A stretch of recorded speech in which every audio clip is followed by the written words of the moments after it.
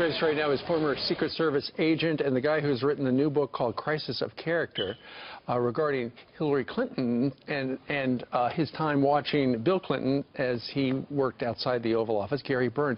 Gary, before we talk a little bit about your new book, which is a runaway bestseller, you were posted in Turkey. Are you surprised that John Huddy is able to get that close? I mean, they've already opened up the airport. We got some live images right there. There's one of the bullet holes right there in the glass. Yes. Actually, what you're seeing there is something I actually experienced years ago in the early 1980s when I went to the Ankara airport.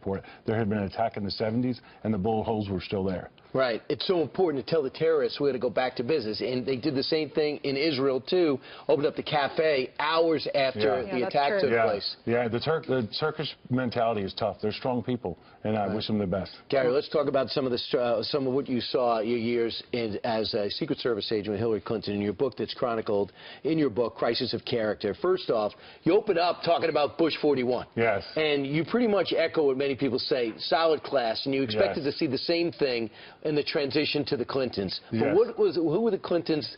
How was it different? So when I first started working protecting the Clintons, actually, they were running for office. And we heard all these rumors from Arkansas. And what rumors? Rumors about the president affairs and about the state police that protected him being forced to help him facilitate these things. Troopergate? Yeah, so that kind of thing. And we also heard these stories about their behavior with each other. Volcanic, dangerous. And actually, I talked to this sheriff down there one time, and I was joking with him. I said, there's no way this guy could ever get elected. And he looked at me like he was looking right through me, and he said, let me tell you something, Gary.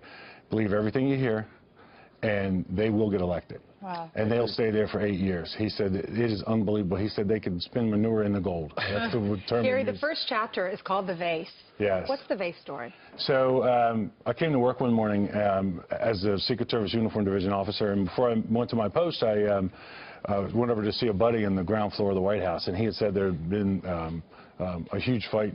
The first family, Mr. and Mrs. Clinton, had a huge fight upstairs. And I know this sounds like silly, like you were eavesdropping, but you have to put yourself in that position. The White House is huge, it's old, you know, the sound travels right down the stairwells and the elevator shafts. So anyway, he said during the fight there was a crash, and when it was investigated, they found a blue vase. Now, this has been reported before as a lamp, but that's not true. I saw the vase, because after he told me the story, knowing how the White House worked, I walked right down to the curator's office, which was a couple doors down, opened the door and looked in, and there I saw a crushed, broken blue vase in a cardboard box. In the archives room. In the curator's office, yes, ma'am. So then when you saw the president... Yeah, so later on, the next time I saw the president over at the Oval Office when he came in, he had a mark under his eye.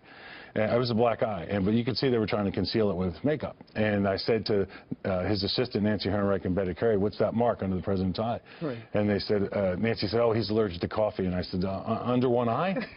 And so... as Nancy walked into her little part of the office and I started to walk out, I turned to Betty Carey and I said, I'm allergic to the back of somebody's hand. Yeah, no kidding. And I was just trying to spark a reaction to figure out, what was going on. Yeah, they weren't going to spill the beans.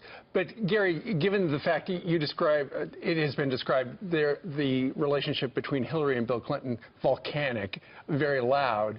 At some point, you had conversations with other Secret Service agents about what do we do? We're here to protect the President of the United States. What happens if his wife is the troublemaker? Right. That was a topic of discussion. It kind of started out one day, in particular, I remember, as like we were joking about it. And then all of a sudden, the agent I was talking with was like, well, what would we do? I go, well, you got to protect the President. I mean, if she walks in when he's doing something he shouldn't be, and, you got to protect the President, you got to protect her. And whoever the poor person is that's there, they're kind of on their own. So the scenario was if she walked in on the president with one of the women. Right. It was a concern. Right. And then when you take what I experienced and what other people experienced about her dangerous, angry behavior and put that together, it's a recipe for domestic violence. She hated to see you guys. You had to basically jump into a closet to stay out of her eyesight. Well, we were supposed to. I would tell you that I never did, and it got me in a couple jams once in a while, like on the road. Yes, there was this guideline that she didn't want to see people. And here's an example. Check out this quote from your book. She said, once threw a Bible at an agent on her detail, hitting him in the back of the head.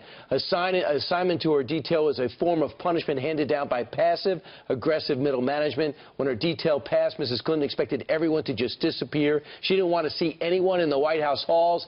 If the whole place were the personal executive mansion, it was insulting. She hated uniforms. Yeah, you were giving up your life, or could be potentially giving up your life to protect her. Right. My experience with them is they don't like the military and they don't like law enforcement. And my personal feeling, based on what I saw, is she does not like men. Sure. Also, what about the Lewinsky affair and what you did to short-circuit it, and she overcame it, and they were unbelievably sloppy about it? I tried to help them when I could. When it was clear to me that Monica Lewinsky was trying to put herself in the president's path all the time, I went to Evelyn Lieberman, and I asked her to take some steps to have her removed. And she understood what I was saying. And I actually said to Evelyn, look, if I'm overstepping my bounds, then file a complaint. But I think it's that important.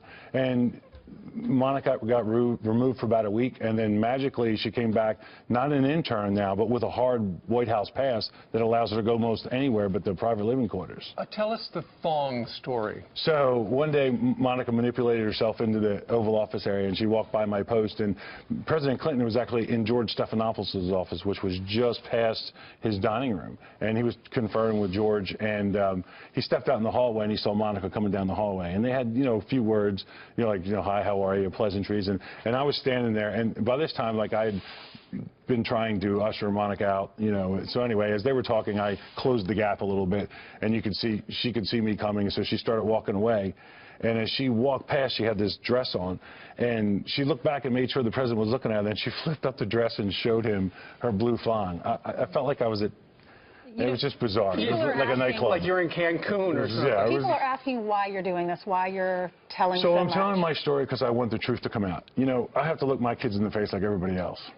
And when you experience the things that I did, 3 years ago, I had to sit down on the couch like we are with my kids, and I had them search on Google my name, Bill Clinton's name, and Monica Lewinsky's name. I wanted to tell them what had happened because they were going to study about it in school. And let's face it, some of the things that are now our history are R-rated. And you're in it. Yeah, and I wanted my kids to know it from their father, what had happened. And I want people to know that this image, I realize all politics has a little bit of, over the top, about their candidates, but this image of Mrs. Clinton, that she's a leader, is completely wrong. And I'm sorry. Mrs. Clinton's machine is trying to unbook you.